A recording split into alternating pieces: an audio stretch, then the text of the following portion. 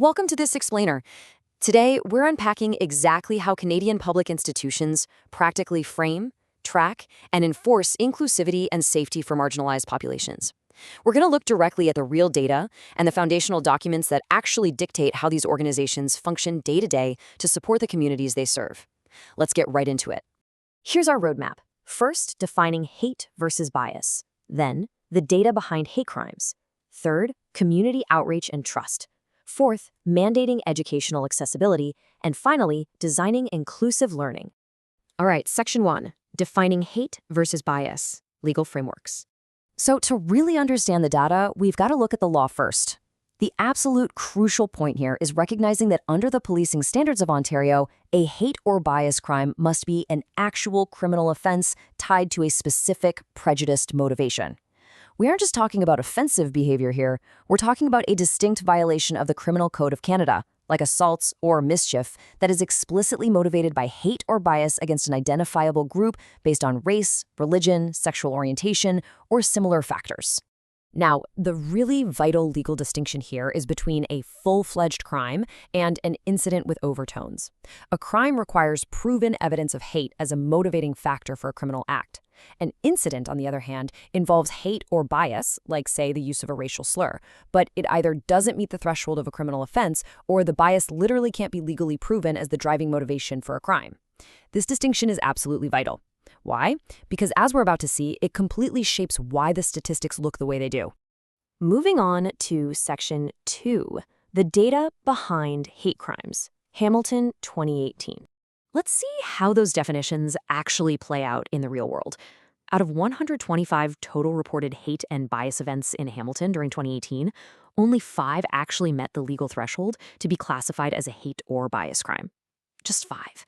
The other 120, they were classified as incidents with overtones. It really highlights how a strict legal definition narrows the official categorization of a crime, even when a community is experiencing a much higher volume of hostile events. When we break this data down by race, a pretty stark reality emerges. The Black community was the most targeted racialized group by far, enduring 41 reported events in 2018. To put that into perspective, the next highest demographic was the South Asian community, with 7 incidents. This shows a very specific, concentrated locus of racial bias incidents occurring within the city. Looking at religion, the pattern shifts a bit. Here, the Jewish community was the primary target, experiencing 30 incidents. The source data notes that these events largely consisted of mischief and graffiti, and these were often taking place on streets, in public areas, and right near schools. Following that, the Islamic community was the second most targeted religious group, with 14 reported incidents. And when we examine the data within the LGBTQ2S demographic, community members self-identifying as gay experienced 11 targeted incidents. Another 4 incidents specifically targeted transgender individuals. We always have to remember, behind every single one of these numbers is an individual. And often, there are secondary victims too, like family and friends, who absolutely feel the profound impact and fear generated by these targeted events. Okay, Section 3, community outreach and trust, bridging the gap. As profound as those numbers we just looked at are, they actually don't capture the entire picture. Why? Because many victims never come forward due to a variety of systemic and personal barriers. Some feel the crime simply isn't important enough to bother the authorities with, or they believe the chances of catching the suspect are just too low. Others might feel embarrassed, blame themselves, or even view it as a private family matter. Crucially, a major barrier is previous negative experiences with the police or the justice system, whether that happened here in Canada or overseas. Because of all these factors combined, the actual rate of these incidents in the community is likely way higher. So this chronic underreporting is exactly why institutional community outreach is so incredibly critical. Building strong, positive relationships encourages trust.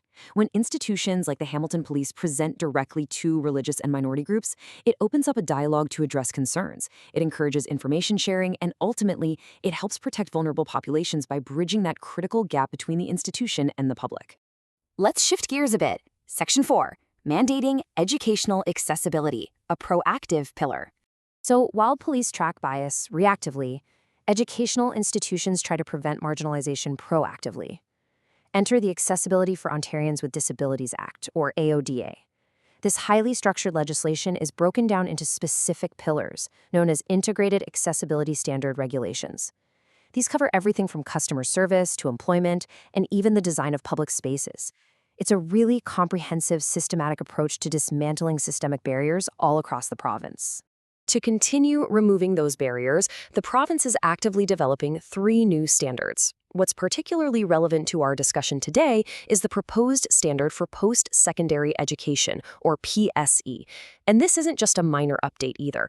It's a massive 185 recommendation framework built from expert panels and broad consultations to completely overhaul how universities and colleges approach accessibility. Now, actually executing these incoming standards is no small feat. Looking at a practical example like the University of Windsor, you can see it requires a really robust, coordinated institutional bureaucracy. You've got the President's Committee to plan and approve, an Accessibility Coordinating Committee to prioritize, and specialized subcommittees to consult and advise on areas like the built environment and information communications. It just goes to show that true institutional inclusivity requires dedicated, structural commitment. It's not just a simple policy statement. And that brings us to Section 5, Designing Inclusive Learning, the Classroom Impact. So, how do all these complex reporting structures actually change the daily experience of a student? Well, there's this foundational philosophy from OCAD University's Academic Accommodations Policy that states barrier prevention is preferable to barrier removal. And honestly, this represents a massive shift in the institutional mindset. It moves away from simple reactive compliance, where, you wait for a student to struggle and then ask for help, and moves towards genuine human dignity by designing the course inclusively from the very beginning. To make that philosophy a reality, the proposed AODA standards will require sweeping, practical changes for faculty. We are looking at mandatory, extensive accessibility training. All course materials and assessments must be provided in accessible formats by default. Textbooks, they'll need to be available multiple formats, like audio, digital, and hard copy. And any technology used in the classroom must have functionally usable alternatives. It's all about enforcing minimum inclusive pedagogy standards to ensure every single student has access to digital resources before they are ever required to use them for learning. As we wrap up this explainer, I want to leave you with a final thought to consider about the structures operating in your own daily life. We've seen how police categorize and react to bias, and how universities are restructuring to proactively design it out of the classroom. So ask yourself, how does your own workplace or institution's framework for inclusivity compare to these structured, proactive approaches? Are they simply reacting to problems as they arise, or are they designing environments where those barriers never exist in the first place? Thank you so much for exploring this with me today, and keep asking the important questions.